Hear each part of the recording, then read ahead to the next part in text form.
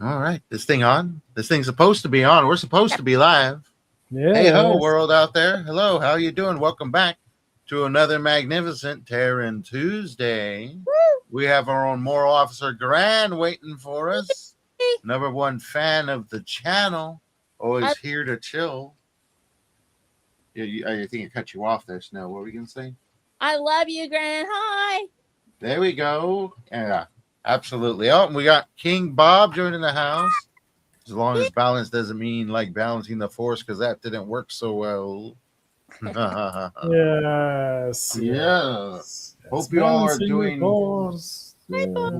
Hope you all are doing good out there at the interwebs. I'm doing good over here. How are you doing, Black Knight? How are you doing since the last time we saw? I'm fine. I did like last week. I may have overdone it just a little bit because I needed two full days to recover my sleep. But I'm okay now. So yeah. There you go. All right, not These bad. edits, man, these edits, they're killing me. They're killing me faster than Yeah. Alzheimer's. Yeah, you were telling me that in the green room about how crazy the edits have been, and I know that I'm in an editing. You're crunch doing it myself. yourself. I'm working on the editing crunch. I'll be Yeah. editing. I edited a story today, and I need to finish editing another story before the first when it's supposed to launch. So there's a lot of editing going on my end. But Snow, how are you doing since the last time we've seen you? Yeah. I'm still working on my writing. I've been doing that this week. Had a lot of storms and things like that I had to deal with. And so because I'm doing the Skywarn part of that, took me away a little bit from writing. I'm still working on my scene. Like I said, going down the rabbit hole of doing all of the research. And I started looking at how to, hide oneself in plain sight, how to do a, camouflage with hide sites and things like that. Oh, Way down the rabbit hole on how to hide a Starlink. For instance, I don't even need that in the story. I don't care. It has to do with communications. And so how do you hide from FLIR? How do you hide from IR? If you're in a fairly primitive, area. And of course, there are a lot of answers. And then going down the rabbit hole of drone technology and drone warfare. And I was so excited because one of the biggest things to work with drone warfare is actually shotguns. Shotguns in the Watcher. Actually, I started this off. This was 2018, the first time I laid pencil to paper with this, and he was already shooting shotguns at the drones using certain slugs, and he's actually going to be crafting his own slugs. So I spent so much time working on that, probably 2 days worth this week, just doing that kind of research because I already know the technology is way ahead of me. So fortunately, because I have a primitive, not a primitive, but a let's say a Bronze Age type setting with no tech for some of my group, and then I have drones hanging out. It's kind of fun to do cowboys versus drones, so that's what we're going to be working on this week: cowboys versus. I have a sneaky question. What? Who maintains the drones? How are they even operational? That's part of the story. That's a spoiler. It's a spoiler. So I'll tell you something. Which is in Star Shattered, like pretty much most civilizations in Star Shattered, they have given up the use of drones because drones are useless. Pretty much. They're useless because everyone can hack them.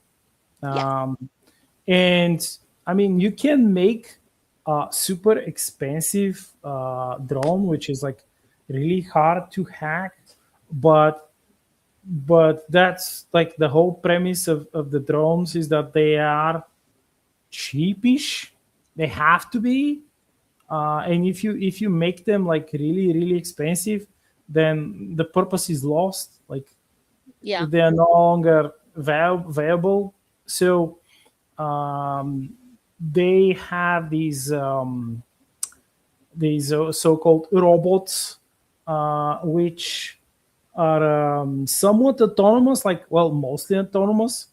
And to get them, you actually have to destroy them. Like you can't hack them.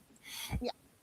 And the thing is that in most cases, even these robots, they're not directly used like on the battlefields. Uh, they use them like to guard some rear areas, like patrol stuff, do patrols and stuff. Mhm. And a reader once asked me like, bro, like you put these robots like in these uh stasis pod facilities to guard them, but who the fuck maintains them? And That's I was like, ooh, that's a nice question. So that's why I'm asking you. And I gathered that it's probably going into spoilers territory. But it just had to ask. that's the hard part about with my tech, because everything is a step at a time, and I don't know how many I've got out there that have read the books. I know Morale Grand Officer, she's working her way through it. I'm Officer Grant, and I think Lily has worked her way through some of it. There's a couple by Gino's read one, and so Mm-hmm. we have the drones come when you don't expect it. This is a world without tech, supposedly. You're living in this world, and nobody's had technology since it was destroyed, and the tech is all dying. Yeah. We first meet the drones, because that's a little bit of a spoiler. We meet the drones. They're not expecting it to be there. They're stunned that this tech's out there. They don't know how it's there, why. They don't know who's in charge of it. They don't know what it's doing here. And as we go through it, we find out, and there is actually a construct for this world that's the two separated worlds, and why they've been separated, why they're segregated the way they are. And so, with that in mind, yes, we have a construct for our drones. The drones themselves are a semi-autonomous. They actually are not fully AI. They are AI, and they also have they're based on an actual bio. They are AI adjacent. They're AI. Well, they actually have AI in them, but they are actually human adjacent, because they still have handlers that help them. So they have handlers that review their stuff, put new data if there's new data that's available from somewhere else. Otherwise, they are a slower moving type of drone. They don't use up a lot of their energy going fast. They're not there to. They are there to, actually known as algos. They're aerial organothic. Lethal organ. I can't even. Geopolitical organothic social construct, and they actually are there to enforce law, and so they're not about moving. Algos, Yeah, algos in Star Shutter is like yeah. shortened from algorithms, and it's used to describe like some app or a piece of software. Uh-huh. But I like yours. I like it. They're lethal drones. They're designed to take out people that aren't following the law. So it's not about being fast; it's about stealth. And so Yeah, it's loitering munitions yes, well, basically. actually they are able to cloak, and we actually used a new cloaking type of technology that we already have, which is based on optics, where you Yeah, actually thermo-optic camouflage. yeah, Yeah, but you thermal camouflage. You actually use it where the beads actually reflect the Earth's surrounding atmosphere, so you can't see them coming. They're very quiet. They actually operate on a hybrid engine. They have some gel fuel that they use if they need to go faster, but otherwise they use solar, and they just sort of float along. And they'll cover. They can go about 30 to 40 miles an hour, which is plenty. It seems like that's fast. It's actually not compared to some drones now. And so, but their whole purpose is to be able to operate autonomously at great Mhm. distance, and then contact their handlers with information, views, and then to be able to have that input put in. And of course, the goal out there eventually is that they would be completely, fully autonomous, and that's part of the story. But they are actually a part of the technology that they're using is actually based on a biological bio batteries that they would use for nanobots and nanotechnology that would Uh-huh. actually form much like human beings. So it is actually it is human adjacent. It's an AI that is human adjacent, that is striving to become even more autonomous, but still maintain its tech capabilities, and it's able to self heal. It's able to do things like that. So Mhm. have to sort of say, how is this? It's a dying technology just because there's nobody to make the parts anymore. They keep on, like the fleet of Thesis, it keeps cannibalizing other parts to yep, make yep, the ones that are left are still yep. available. That you have to take off parts constantly that you find from other things that have died or gone on. And so it's getting smaller. And meanwhile, you have this other group of people that are virtually primitive that are still using guns and riding horses and trying to make it back to a certain semblance of normalcy without tech, even without tech. And how are they going to handle this threat? And shotguns actually are a very good answer. And I was so proud of myself for keeping ahead of it, because the Army just actually ordered the Watcher's favorite weapon. Watcher's favorite weapon is the Mossberg 590, which is the Mariner, which is an excellent shotgun. I actually have one. And we use it because you can put a slug in it, you can take down a moving target, or you can put a shot in it and create loads that are actually custom for certain targets, in this case drones. And you are the Army just ordered a bunch of Mossberg 590s. So I was like, I'm ahead of the curve. Woo! Yep. So I'm trying to keep up with that. And that's the hardest part about writing the stories. I have to make sure that reading it 10 to 15 years from now, it's not so completely under the table that it can't be read because of new technologies. And so that's my biggest thing, is that I'm worried about, having it to where it would age out. Anything with technology, and it now goes south soon. So the dying tech part works out really well for us, because no matter what's out there, it's not capable of being sustained. Yeah, they just like you said, like these most of these ancient robots, they cannibalize the destroyed, like the scrapped robots. They cannibalize them for parts, but at least like some of them have algos programming that allows them to build some parts. Obviously, they may not have the industrial capabilities to build like the most complicated parts and maybe fix their positronic brains, but they could, like, for the most part, scrap stuff.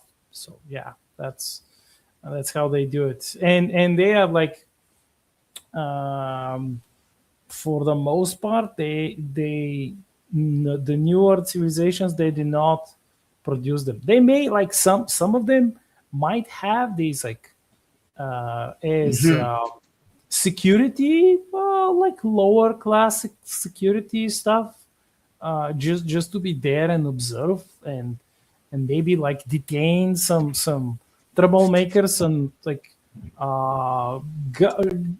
guard stuff until control stuff until the real personnel arrives on the scene, but that's it. I mean, yeah. Nice. And speaking of drones and how they may operate and technologies, it's all a balance. It's all a balance of trying to get everything to appropriately work together in hopes that it just fuses and is long lasting, and people down the road can open it and not only understand what you're referencing, but understand the technicalities thereof and the mechanics of what's going on, and hoping that those don't gate. But an interesting topic that our own Black Knight chose today is a separate element that falls into the same mix, and that is the rule of cool. And how do you balance what is cool without messing too much with the other aspects of your science fiction? And since you chose this topic, why don't you go ahead and start us off here? Like, what made you choose this topic specifically? Well, what made me choose the topic was I read something on Substack.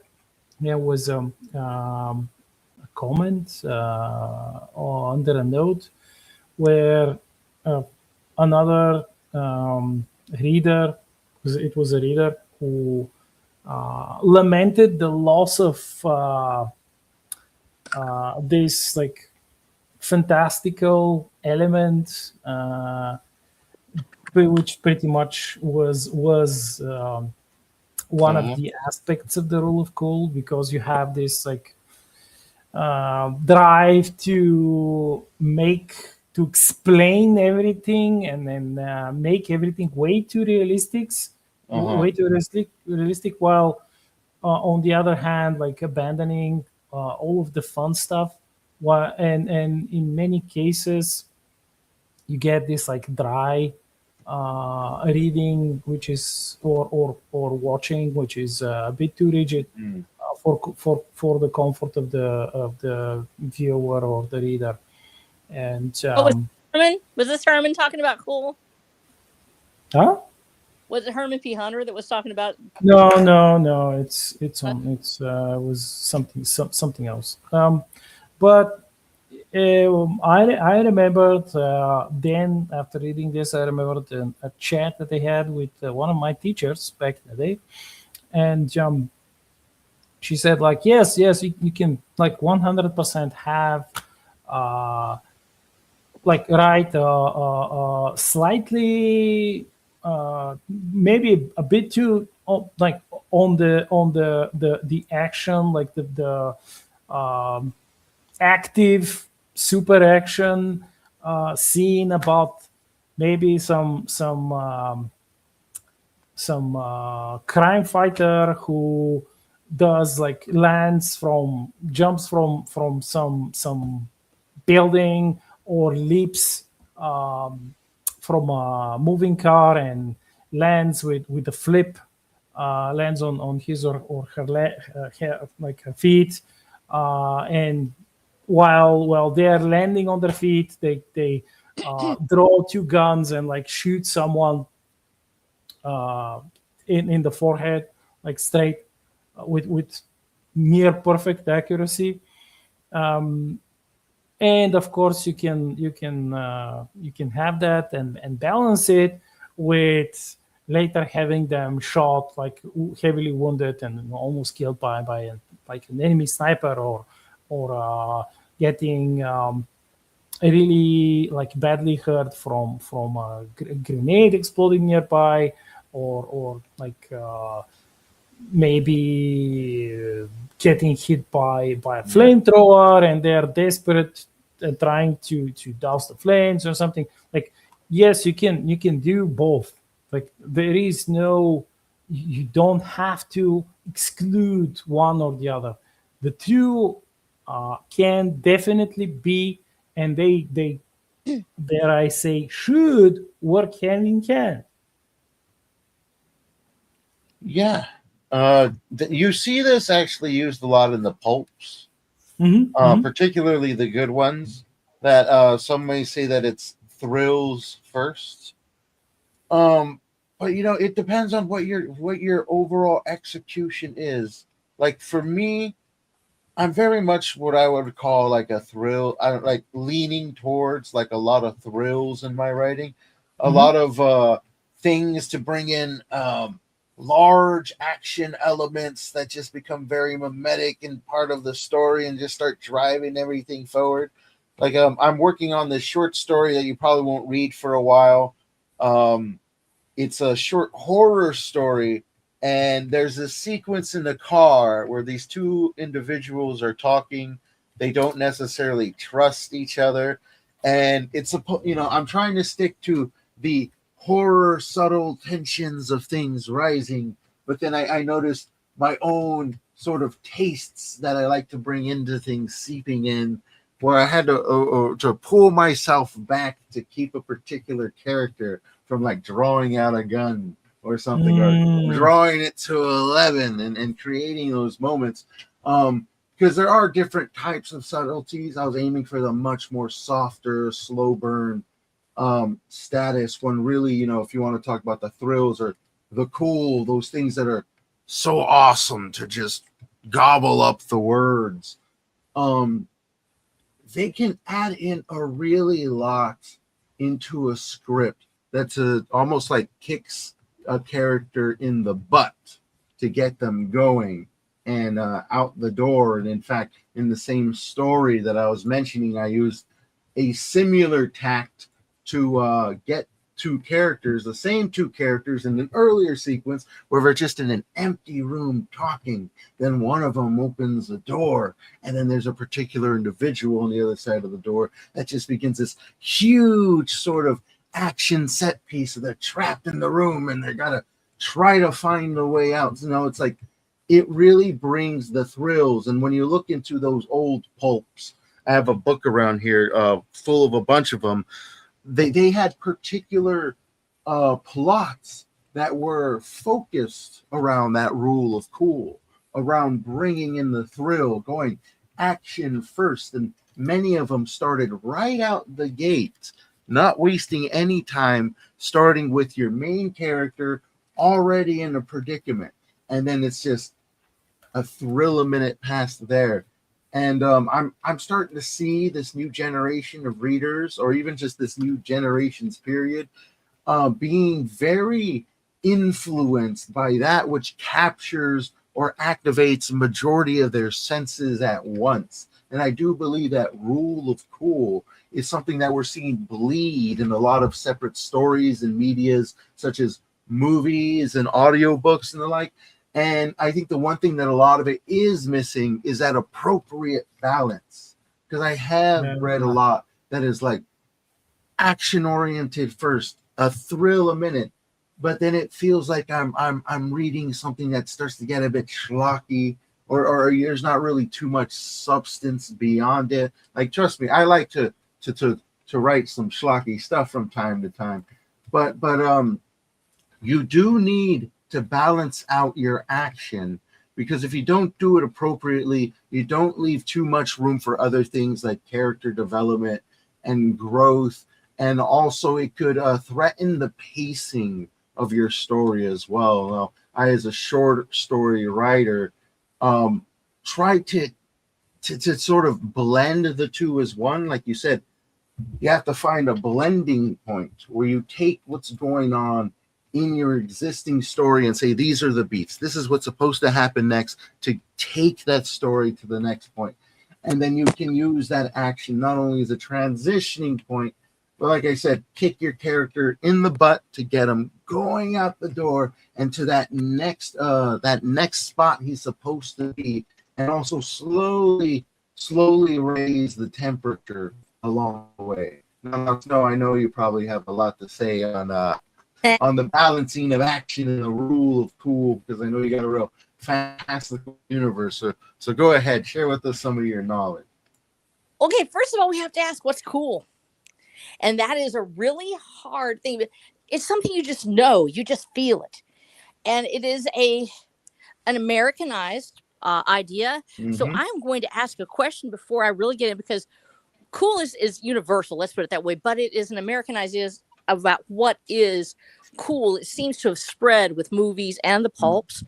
It starts off early in the 1930s. The cool is a phrase that's used, I believe, in the 20s and 30s.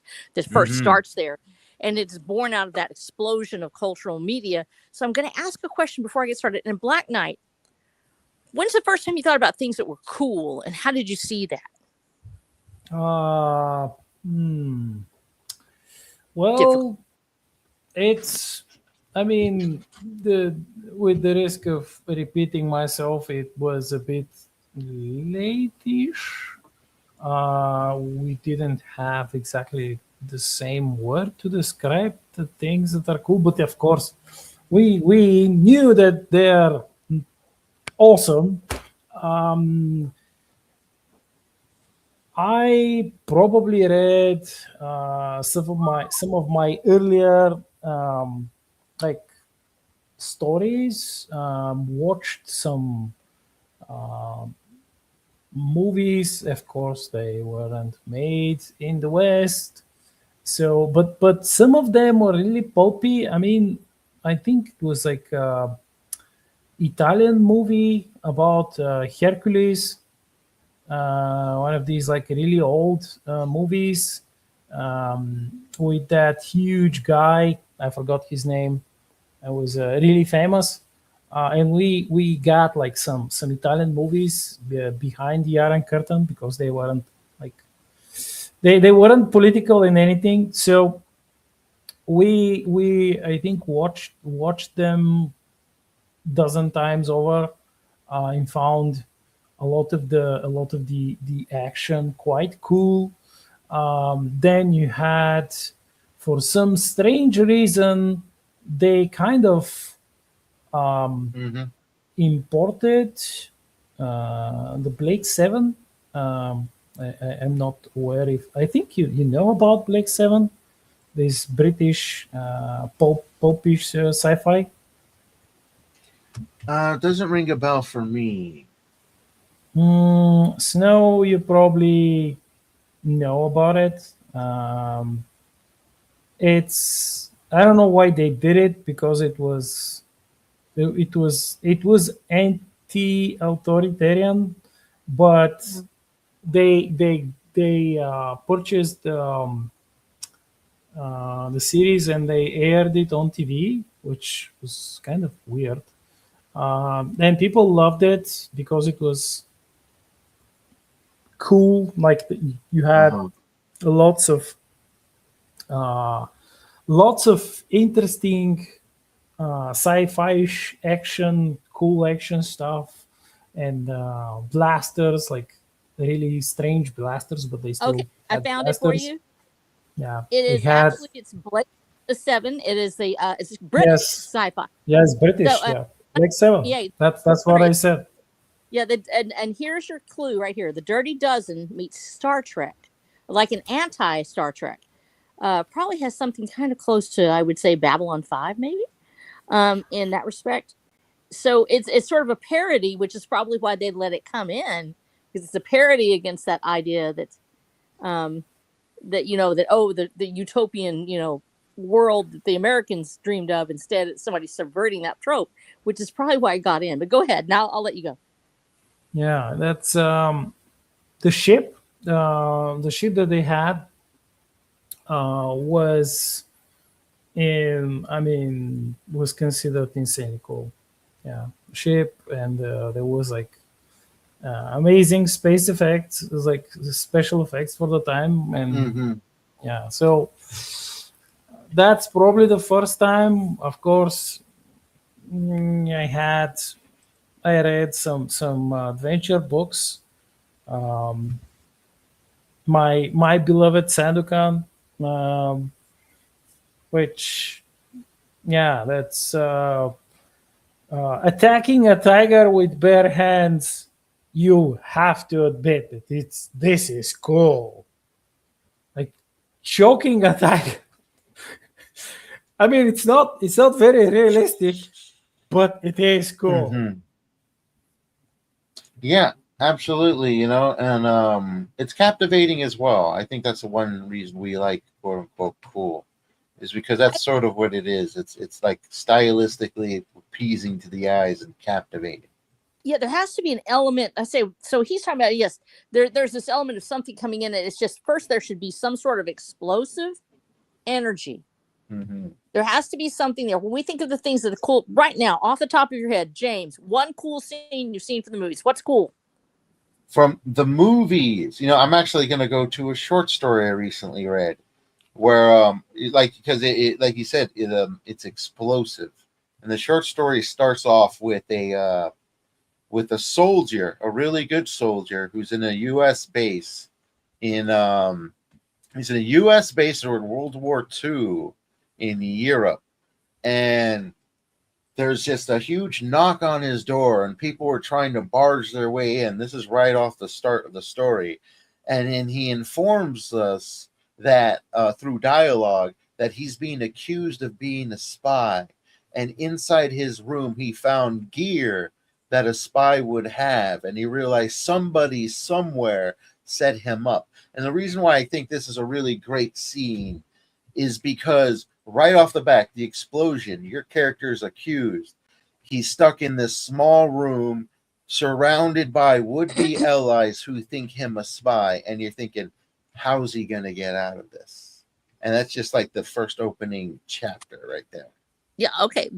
Black Knight. What do you, when you think of a movie, or you can use a scene that you say is cool? Well, I should say from Lord of the Rings, the encounter with Shelob. Uh-huh. What's Yeah. cool about it? What's cool?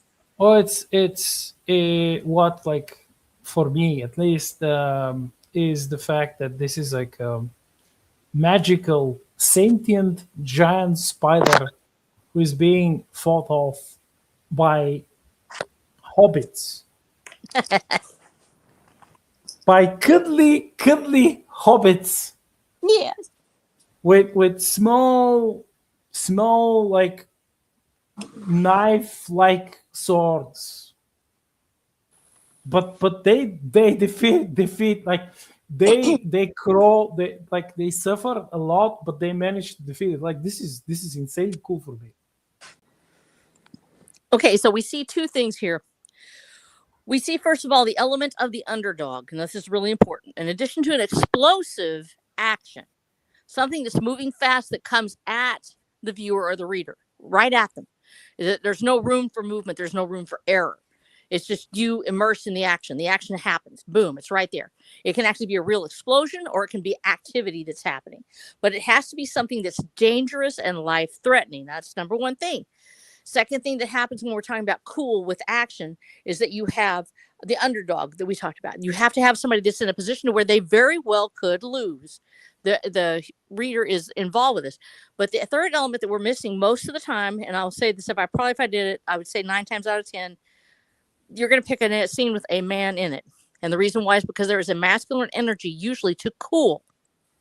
When we think of cool, first thing the person that comes to mind, person, James. Super cool.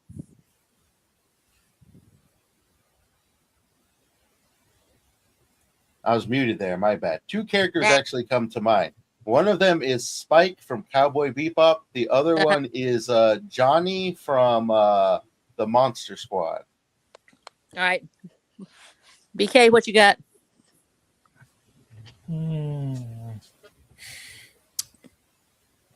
Cool people. Cool heroes. So I could easily use my own characters, but Go ahead. Well, let's say I'll use one of my characters, and we'll use a character from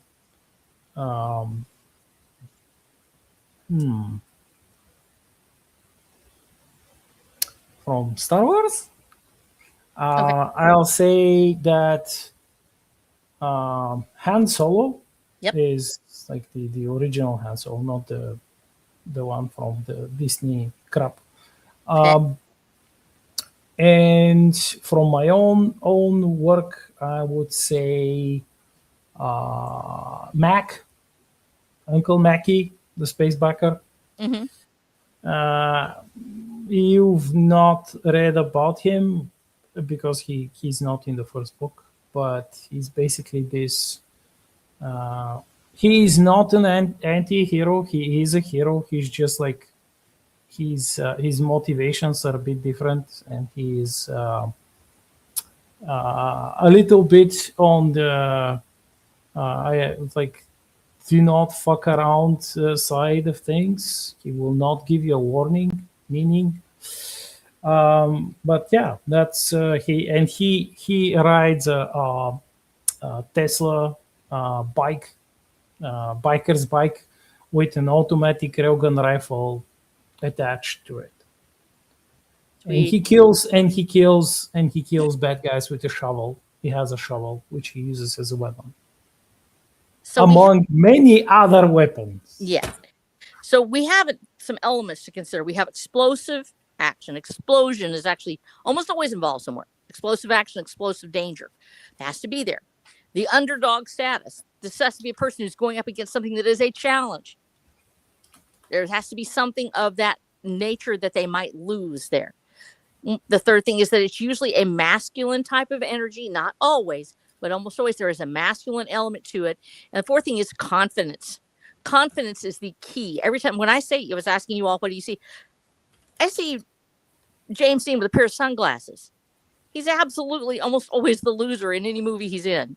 Mm-hmm. He still exudes confidence. He's cool because he doesn't care if he's going up against the system. He's still going to fight anyway. And he feels like he might just make it. And if he doesn't care. He's just here to kick some booty, take some names. And that's the reason why we love these characters. It is an element that is not usually, let me say, the idea that they're so cocky that they think they can get away with this. Uh-huh. One of the elements that we see with for instance, with Indiana Jones, when I would say a cool scene is one where Indy's actually going up against the swordsman, and the swordsman is like doing, yeah, Yeah. and he's whipping around and everything's going crazy, and Indy just turns and looks at him and just disgusted, and just shoots him, just pow, and he's done. And that's the essence of cool. It's there. It's explosive energy. Everything's building up. It looks like he's really going to get his buns handed to him. Uh-huh. And so he just shoots the guy, just shoots him and walks Wow. away. And once again, cool guys don't look at explosions. They just turn and they walk away because nothing seems to faze them. There's a certain element of jaded confidence that overrides it. There's usually Yeah, not a but lot of it's innocence. earned. It's earned. That confidence is earned. Yes. Wouldn't you say? Yeah. That's why you said Han Solo. Han Solo is the cool one out of the story. Luke is always the naive. He's the one that has the hopes and dreams, and he's idealistic. And Han Solo's been there and done that, and he's never in a good position, but he still drives right in. Han Solo is the cool one. There's a certain amount of swaggering insolence in cool that demands that you let it enter the room, even if you don't want it there. It's going to come in, it's going to do its own thing, and it's going to leave. It doesn't care. So cool has these elements. And when we say, okay, what is that nature of it? It has become embedded in American culture, certainly for the last 60 years or whatever. But before then it had a different name, it was a different type of hero. But we have these heroes that come, and we talked about heroes last week and about hope. And those hopeful heroes, the ones that go in and do it, even if they might lose. And so born out of this is the cool character, literally cool, meaning they're cool-headed. Usually you will not see a cool character panic. They're the ones that always seem to have their head on straight. And if it looks terrible, they're just going to put a blindfold on and bite their cigarette and tell them, go ahead and shoot. I don't care. Yeah. So the coolness of a scene, a lot of it depends on the fact that there's, number one, there has to be action. Now, not always. Sometimes it's interplay, character interplay. There can be a lot of coolness there, especially in romance. But when we're talking about action scenes this is really about how the character interacts with the scene. Cool is what elevates masculine action stories, because there's the confidence there, and there's the element that they might lose. A really cool example of this as a female character is Lara Croft from Tomb Raider stories. When you looked at it, she was always cool. She never really panics. She never loses her head. She's still very feminine, but she is very confident. And that confidence, that swagger helps take her forward. And like I said, it's mostly a masculine energy, but that ability to do that allows her to enter scenes that most people would flee or die. You have to be cool in order to handle that kind of action. The cool character gives us the device by which we can enter these scenes. There's an upcoming, I'll go ahead, a little bit of a spoiler. There's an upcoming scene in Hellbilly Highway where Rose is having to go in, and it's not supposed to be a combat situation. They're going in to look for a particular item. They're scouting out a location, and they were going to go salvage a very important item for the needs of the revolution. And it turns out that there are some raiders. There's a particular group of people that has joined forces with another group, and they have taken over this area, and they are now trapped there. And they have to fight their way out. Now, in this case, Rose goes into the situation, but she normally would not have ever been in that situation. She's a very careful observer. She does not go direct charging into straight on, head on things. Usually she will do something really cool and she'll walk away, but it's not against an entire group of people. She's not going to go in, run through the group with her gun blazing. She's going to be up in a tree somewhere, picking them off one at a time from outside or doing something else. Well, instead, she's thrown right in the middle of it, along with the Watcher. Rose normally wouldn't be in this situation at all, or she would be struggling with it. The Watcher, the reason it becomes cool, the Watcher is there with her. He's actually, they're going through it step by step, and she's having to shoot at the same time he's shooting. She is a shooter, but she's not a close combat. She doesn't do close quarters combat almost ever. She doesn't like killing people. She doesn't like to see the aftermath. Watcher doesn't care. He's there to stay alive. He's there to keep her alive, and that's his job. So in this case, the Watcher, the cool factor is the Watcher knows he can handle it. He knows he's able to take care of the situation. He does have fear. He doesn't want to have Rose killed right out from under him, but he channels that fear into action. So he's able to move forward into this dangerous situation. Rose is not the cool character. She's not the one that slaps on her sunglasses and, well, I'll just kick your booty and whatever. She's usually the one who takes it from the outside. And because of that, she would have never entered that picture. Had she seen it, she would have already been sneaking up from it from the side. She would have seen it from a long ways away, and she would have backed out of that situation to take another approach. So we wouldn't have ever gotten this action scene if it had just been Rose walking up on it. We have to have the watcher's cool factor, where he is going to go in and do this. There's another character, actually a female character, who does have part of this cool factor, and it's actually Sam Ellison, who ends up being a very important female character in the sense that she actually has military intelligence capabilities, and she does know how to handle herself in combat. She's based on some female combat veterans I've actually known. I actually have known too. They ended up doing real combat. And so I based her character on people that I knew had their own capabilities. She's an intel analyst, and that gives her the confidence that she needs, that when she sets up a military action, she does have her generals. Her field commander is Lazarus Mansour, who she's actually married to. And her field commander is the one that goes in and does her dirty work for her, but she knows how to pick up a gun and take care of it, much like a female James Bond. And so she has absolutely all the cool and all the swagger. Swagger and confidence is required for cool to happen. You don't run into those dangerous scenes without it. With it, you can set up that action scene you're dreaming of. Because the truth is, you have to be able to keep your character alive in that cool situation. Now, they may have a failure point in this middle of this big action scene, and that does happen. There's just, if you write it right, there's going to be a couple where it really does fail, because you want your readers to know that this is, not just plot armor. There's things that can happen. There are consequences, and people can die. Things can happen. They can take place. But you want your characters to be able to handle themselves so you can still continue to write your story. And one of the most important things about that action sequence is that you have given yourself the means to do it. Now use it. Get your characters into trouble. Now, if you don't have a cool character, that's okay. Let me say this right now. Not every story has to have cool. Romantic comedies sometimes don't have that cool character, and they're telling it from a different, persona. So take this all with a grain of salt. The romantic comedy element to action is quite different. And when we're writing Rose's character, because she's actually a comic relief in a lot of ways, she's a very comedic character. She's an ingenue. She's very innocent in some ways. In other ways, she's very worldly. But she has a certain Gracie Allen is the one I think of when I hear Rose talking. Gracie Allen was an old-fashioned comedian. And so she has a very naive, in some ways, approach to things. But when Rose gets involved, there's usually a lot of chaos. How she gets out of action is through chaos. That's not really cool to most people. There's a certain amount of she has skill and she has activity, but she relies on chaos and stealth. And she's not going to get herself in those situations. So writing her story, I don't usually try to make her cool. It's how she avoids being a girl boss, in fact, is because I don't look to make her, I'm going to make you cool. Not everybody can be cool. I also have a lot of male characters in this story that are not the cool guy.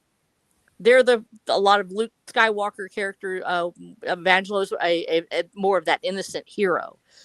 He's the one that comes in who's actually my preacher in the story, and the Ranger. He's the idealist that loves, the truth and justice in the American way.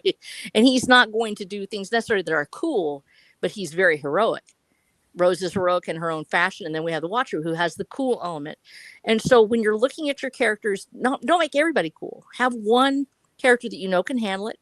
If you're writing a story that has a certain angle where it's not going to be that cool part, go ahead, and if you want to have that element, make a side character have a little bit of that cool in it, so he can come in or she can come in and sort of save the day when you need that action. But in order to have a really intense action scene that your characters can live through, there's got to be a little bit of that element of cool, or you're not going to have a story anymore, because they're all going to die. Well said. Yeah.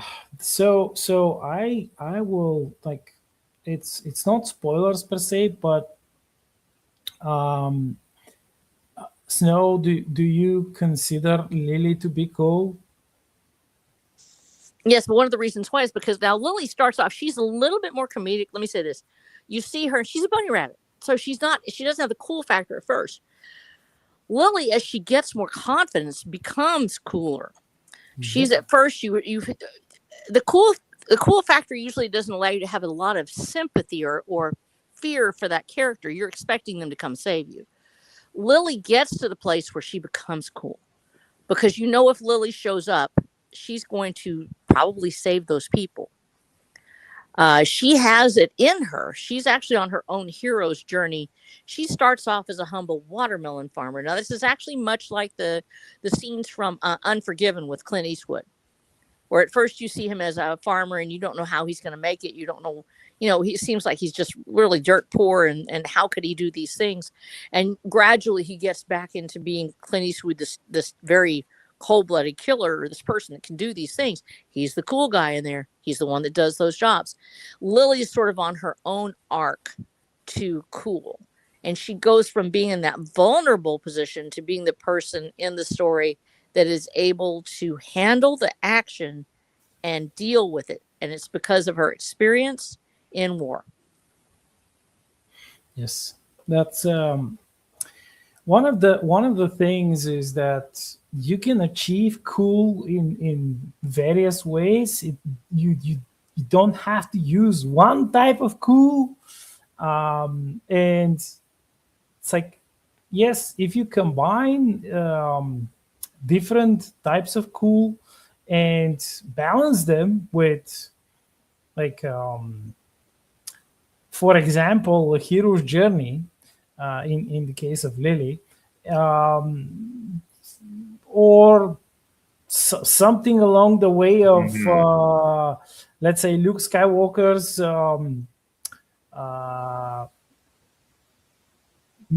like he's learning. His mentor. He is learning from Obi-Wan, and then he loses him. You can do a lot of but once you have your own specific character's style of cool, you have to keep it alive, and you have to balance it. Like, speaking of balance, that's why I kind of put up this character on my screen right now, which was a character I chose. I got his name wrong. I call him Johnny. It's actually Rudy.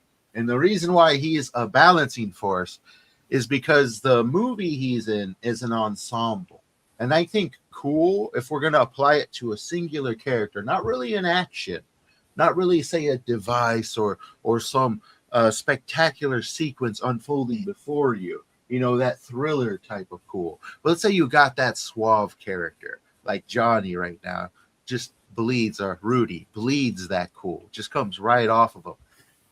It works great in an ensemble because he becomes like a core mechanic that fits right there in the center. See, Rudy here is part of what's called the Monster Squad, and he's a layman to what a monster really is, but Rudy is strong. Rudy is confident. Rudy's sort of like their warrior. He's going to be there when they need a little extra backbone. And you see that in this next image I bring up.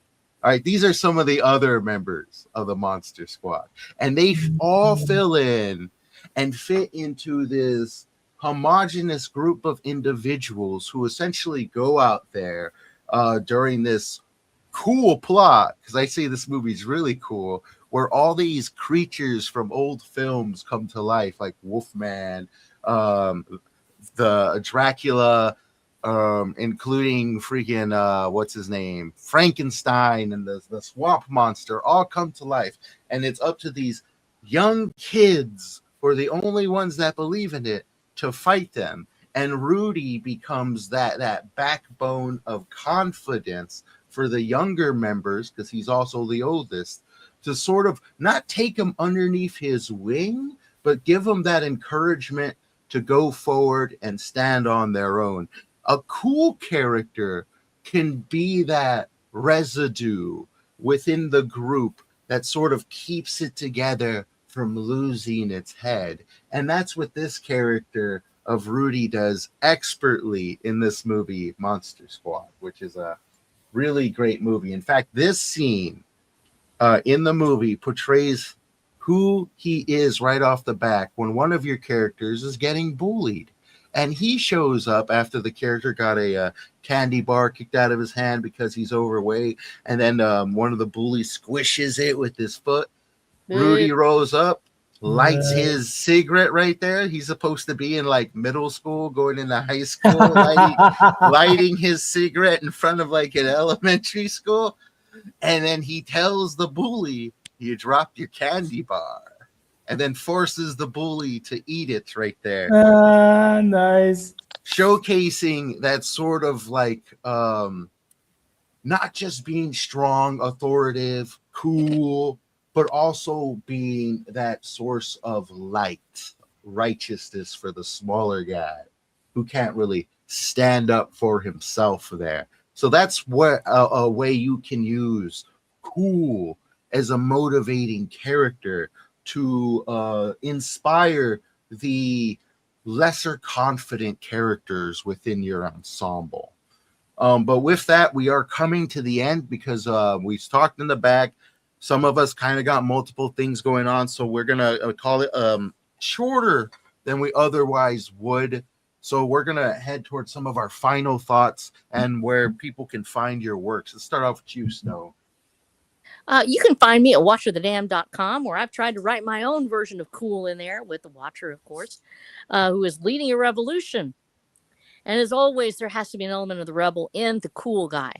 There has to be something about him that's just a little bit unstable and a little dangerous.